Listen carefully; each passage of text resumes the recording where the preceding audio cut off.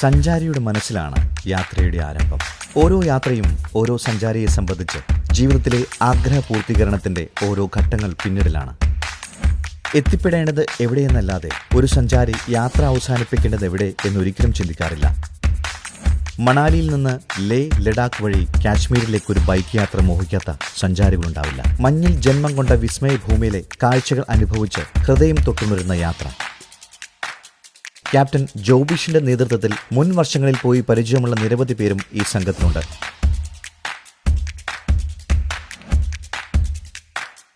ഇന്ത്യയുടെ ആത്മാവിനെ കണ്ടെത്തൽ അല്ലെങ്കിൽ ഭാരതത്തിന്റെ പൈതൃകത്തെ അനുഭവിക്കൽ എന്നത് ഒരു ഹിമാലയൻ യാത്രയിലൂടെ മാത്രമേ പൂർണ്ണമാകൂ.